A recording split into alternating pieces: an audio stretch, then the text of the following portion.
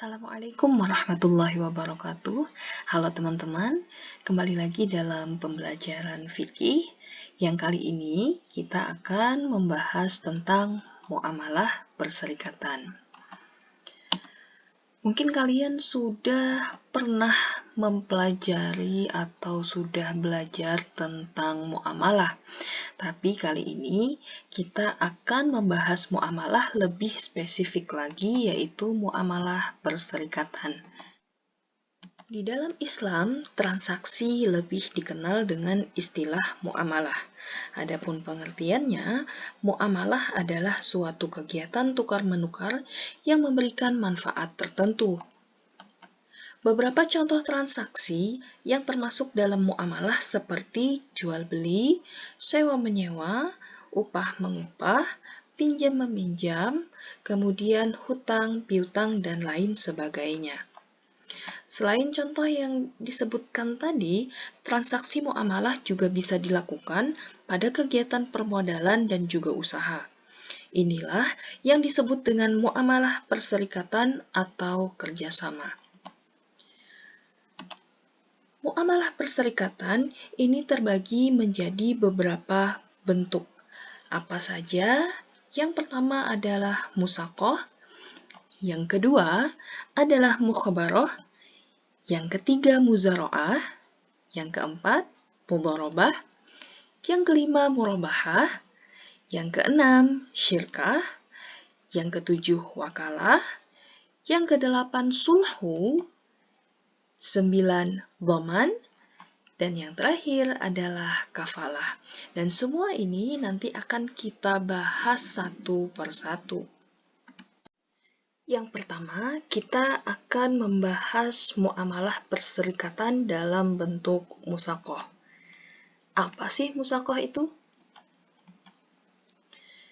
Jadi musaqah ini merupakan kerjasama antara pemilik kebun atau tanaman dan pengelola atau penggarap untuk memelihara dan merawat kebun atau tanaman dengan perjanjian bagi hasil yang jumlahnya ini menurut kesepakatan bersama. Dan perjanjian itu disebutkan ketika akad berlangsung.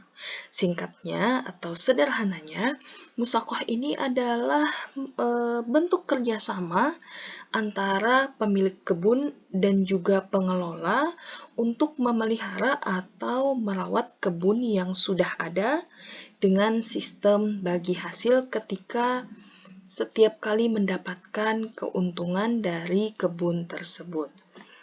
Kemudian untuk rukunnya ini ada 4. Yang pertama tentu saja harus ada pemilik kebun, kemudian pengelola kebun. Rukun yang kedua, pekerjaan dengan ketentuan yang jelas, baik dari segi waktu, jenis, dan juga sifatnya.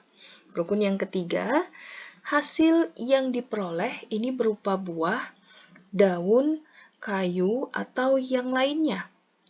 Kalau untuk buah, ini hendaknya ditentukan bagian masing-masing, misalnya 1/2, 1/3, atau berapa saja, asal berdasarkan kesepakatan keduanya pada waktu akad.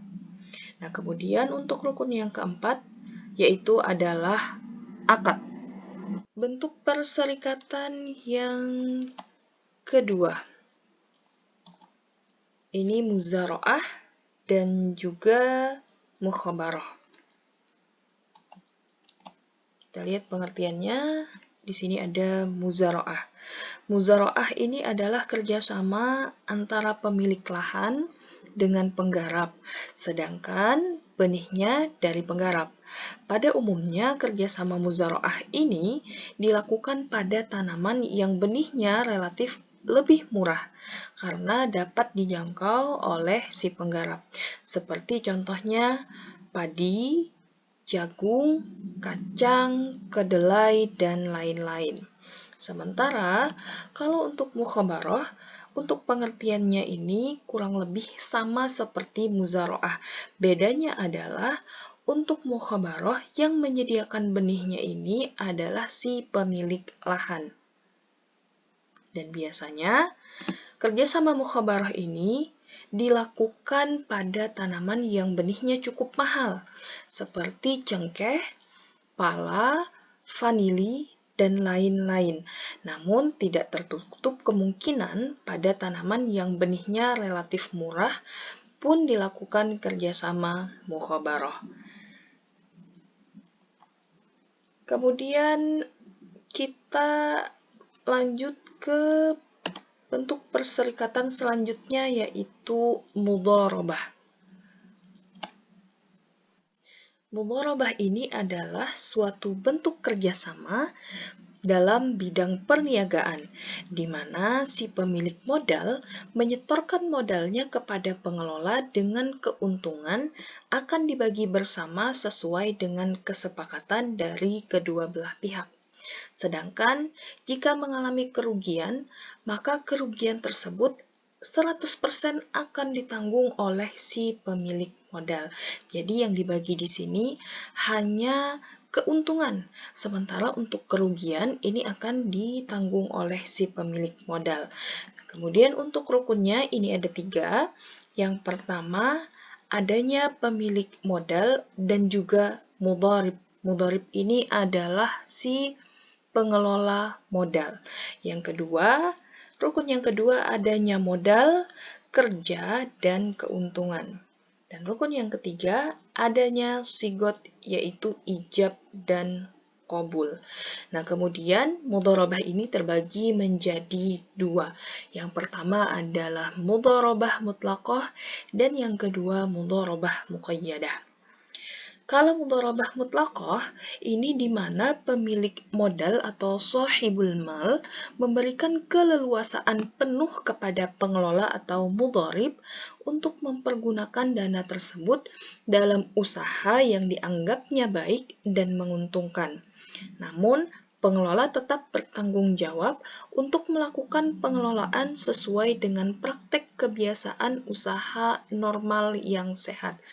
Nah, kemudian yang kedua adalah mudharabah muqayyadah. Nah, mudharabah muqayyadah ini kebalikan dari mudharabah mutlaqah, bahwa di mudharabah muqayyadah ini pemilik modal menentukan syarat dan batasan dalam penggunaan dana tersebut. Contohnya seperti memberikan batasan jangka waktu, menentukan tempat, atau menentukan jenis usaha dan lain sebagainya. Selanjutnya, kita akan membahas tentang murabahah. Ini pengertian murabahah.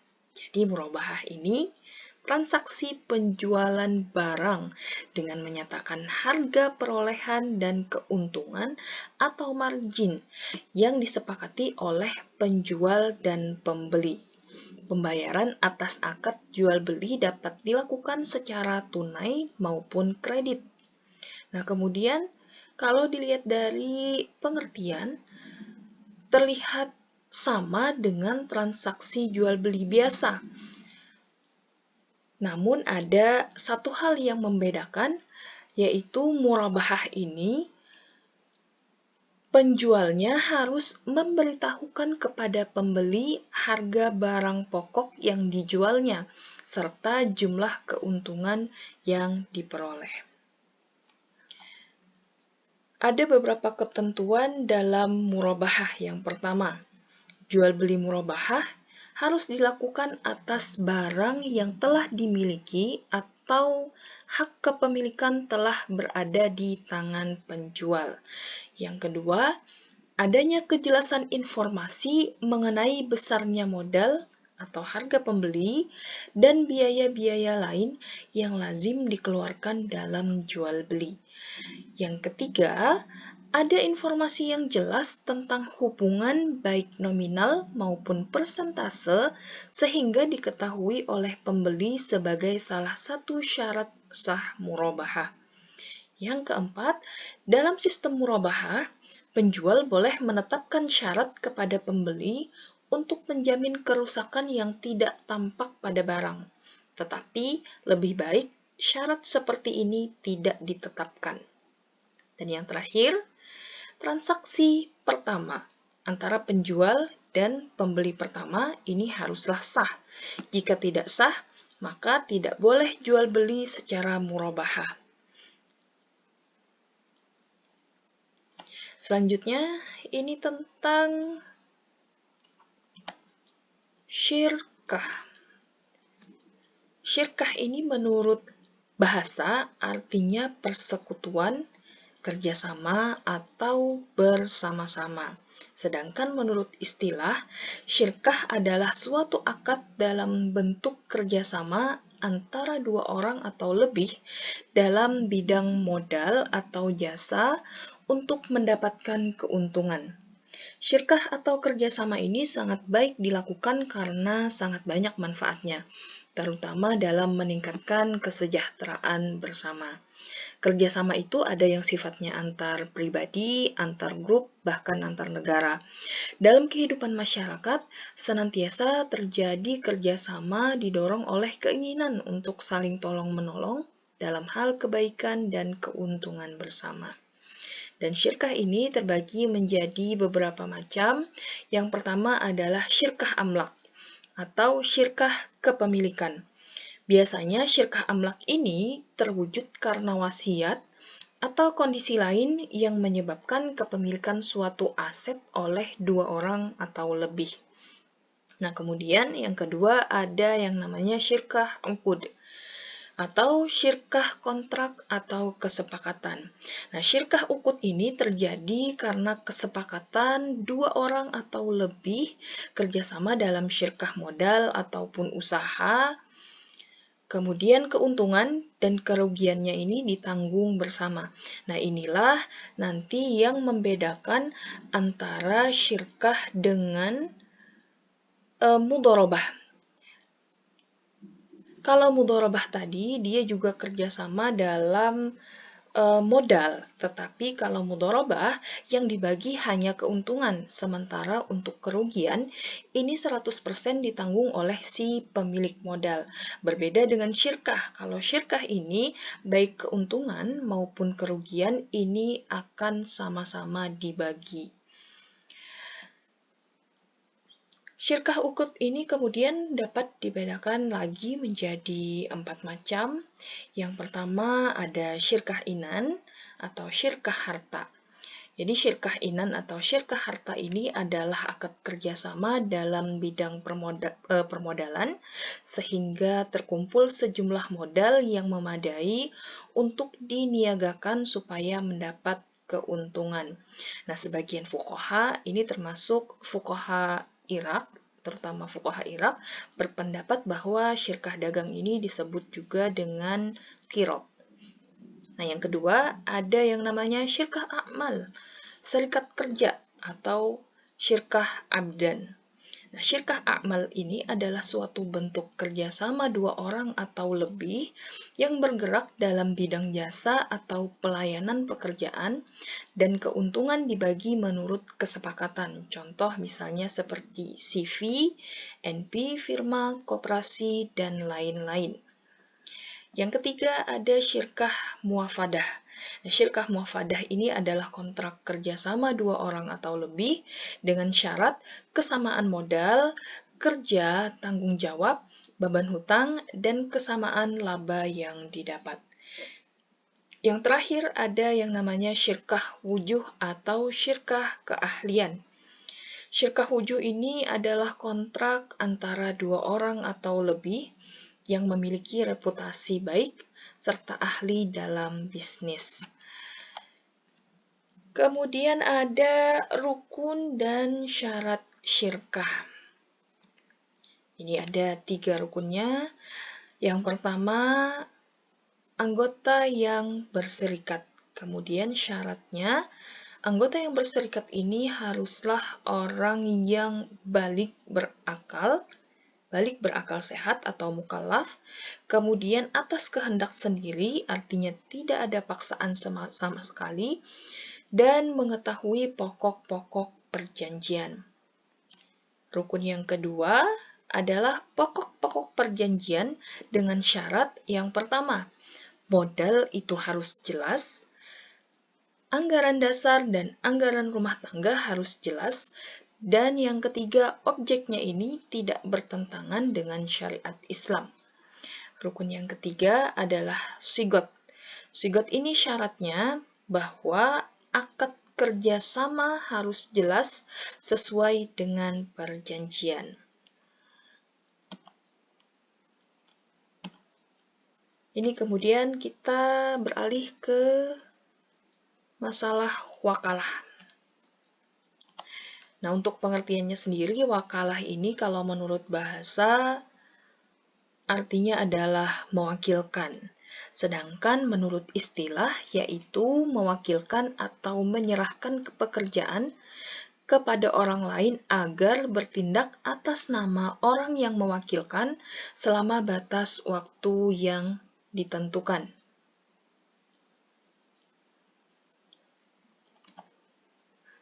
Rukun dan syarat wakalah. Rukun dan syarat wakalah yang pertama adalah orang yang memberi kuasa. Syaratnya orang yang memberi kuasa ini mempunyai wewenang terhadap urusan tersebut. Yang kedua, orang yang mewakilkan atau yang diberi kuasa. Syaratnya adalah dia harus mukallaf.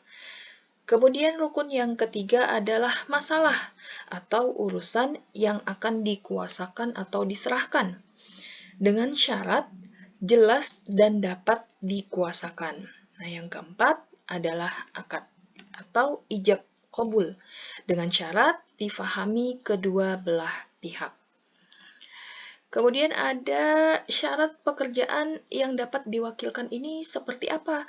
Yang pertama, pekerjaan yang diwakilkan ini pekerjaan yang diperbolehkan oleh agama. Yang kedua, pekerjaan tersebut memang milik dari pemberi kuasa. Dan yang ketiga, pekerjaan tersebut dapat difahami oleh yang diberi kuasa.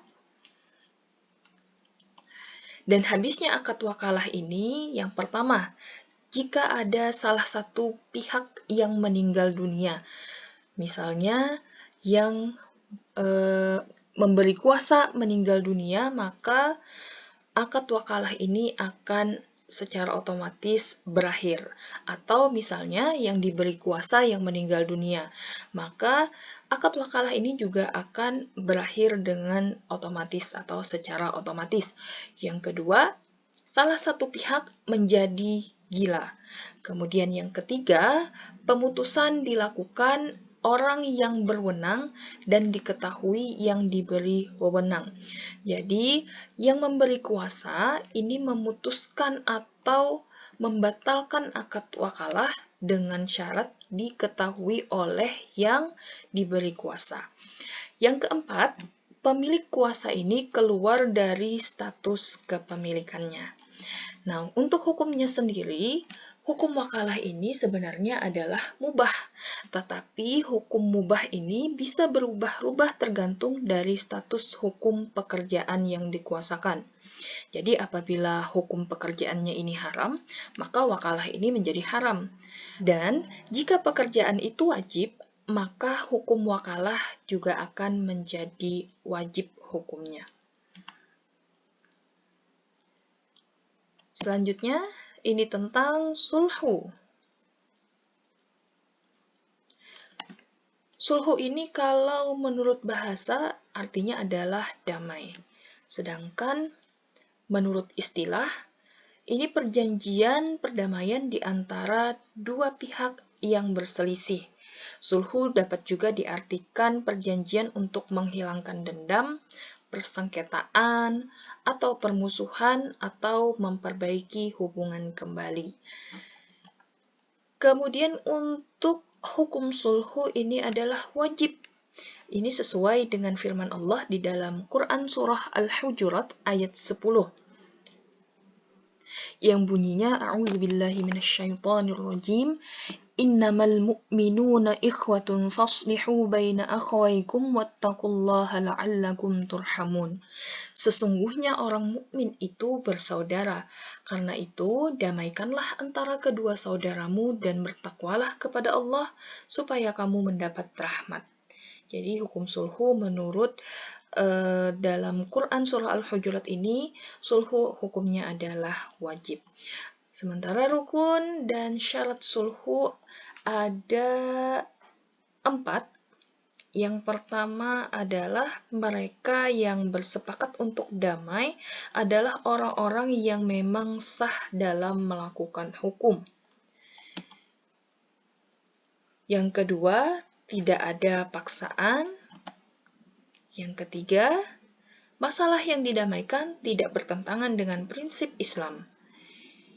Yang keempat, jika dipandang perlu, dapat menghadirkan pihak ketiga. Dan perdamaian ini terbagi menjadi beberapa macam. Yang pertama, perdamaian antar sesama muslim. Yang kedua, perdamaian antar muslim dengan non-muslim. Yang ketiga, perdamaian antar imam dan kaum bugot. Kaum bugot ini adalah kaum yang memberontak dan tidak mau tunduk kepada imam. Nah, kemudian perdamaian antar suami istri, dan yang terakhir perdamaian dalam urusan muamalah. Kita beralih ke pembahasan tentang dhaman. Nah, dhaman ini kalau di dalam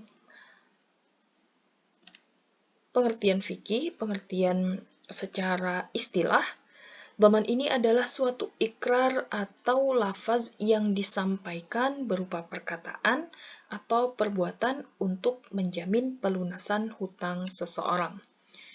Dengan demikian, kewajiban membayar hutang tersebut atau tanggungan tersebut berpindah dari orang yang berhutang kepada orang yang menjamin pelunasan hutangnya.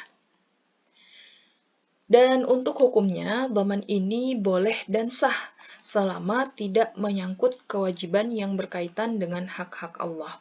Karena dhaman ini termasuk dalam hal muamalah. Muamalah ini adalah transaksi sosial, transaksi antar sesama manusia.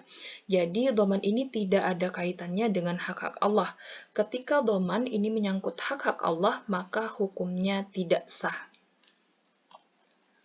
Rukun dan syarat dhaman. Rukun yang pertama, rukunnya adalah si penjamin. Ini rukun yang pertama. Dengan syarat apa? Dengan syarat si penjamin ini orangnya adalah mukallaf atau balik dan berakal. Dan yang kedua, tanpa paksaan. Kemudian orang yang diperbolehkan membelanjakan harta. Kemudian si penjamin ini mengetahui jumlah hutang yang dijamin. Nah, rukun yang kedua, orang yang dijamin. Dengan syarat, berdasarkan hukum, orang yang dijamin ini memang diperbolehkan dalam membelanjakan hartanya. Rukun yang ketiga, si penagih. Nah, dengan syarat apa? Dengan syarat si penagih ini diketahui keberadaannya oleh si penjamin. Nah, yang keempat, rukun yang keempat ini adalah lafaz atau ikrar. Dengan syarat lafaz tersebut dapat dimengerti oleh pihak-pihak yang terkait. Oke, yang terakhir ini tentang kafalah. Kalau untuk pengertiannya sendiri, kalau menurut bahasa, kafalah ini berarti menanggung. Ini sejalan dengan firman Allah, A'udzubillahi minasyaitonirrajim, wa kaffalaha Zakaria. Dan dialah Allah menjadikan Zakaria sebagai penjamin. Nah, kemudian kalau menurut istilah, kafalah ini adalah menanggung atau menjamin seseorang untuk dapat dihadirkan dalam suatu tuntutan hukum di pengadilan pada saat dan tempat yang ditentukan. Rukun kafalah ini ada 4. Yang pertama adalah kafil. Kafil ini adalah orang yang berkewajiban menanggung. Yang kedua, asil. Asil ini adalah orang yang hutang atau orang yang ditanggung akan kewajibannya. Kemudian yang ketiga ada makful lahu, yaitu orang yang menghutangkannya. Dan yang terakhir, rukun yang keempat, ini makful bihi, yaitu orang atau barang atau pekerjaannya yang wajib dipenuhi. Adapun syarat-syarat kafalah, yang pertama, untuk kafil atau orang yang berkewajiban menanggung, syaratnya yaitu mukallaf atau balik dan berakal. Kemudian kafil ini orang yang diperbolehkan menggunakan hartanya secara hukum, dan kafil ini tidak ada paksaan untuk menanggung seseorang. Yang kedua ini tentang asil, tapi asil di sini tidak disyaratkan, baik dia mukallaf ataupun tidak, hadir ataupun tidak hadir, rela ataupun tidak rela, siapapun ini boleh ditanggung atau dijamin oleh kafil. Yang ketiga ini syarat dari makful lahu. Jadi kalau untuk makful lahu atau orang yang menghutangkannya ini syaratnya harus dikenal oleh kafil atau yang menanggung. Yang keempat, syarat keempat dari makful bihi, maka syaratnya itu harus diketahui jenis, jumlah, kadar atau pekerjaan atau segala sesuatu yang menjadi hal yang ditanggung atau dijamin. Nah, kemudian kafalah ini terbagi menjadi dua macam. Yang pertama, kafalah jiwa. Nah, kafalah jiwa ini biasanya juga dikenal dengan sebutan dhammul wajhi atau tanggungan muka. Jadi kafalah jiwa ini adalah adanya kewajiban bagi penanggung untuk menghadirkan orang yang ditanggung kepada yang ia janjikan tanggungannya atau makful lahu. Seperti ucapan misalnya, aku jamin dapat mendatangkan si Ahmad dalam persidangan nanti. Nah, ketentuan ini boleh selama menyangkut hak manusia.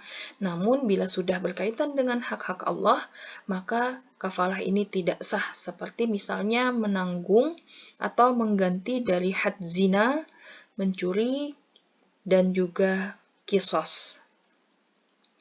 Yang kedua, ini adalah kafalah harta. Jadi kafalah harta ini adalah kewajiban yang harus dipenuhi oleh kafil atau si penanggung dalam pemenuhan berupa harta. Dan kafalah ini akan berakhir apabila kewajiban sudah dilaksanakan. Jadi kewajiban dari penanggung ini sudah dilaksanakan dengan baik atau si makful lahu membatalkan akad kafalah karena merelakannya. Oke, itu tadi pembahasan tentang muamalah perserikatan.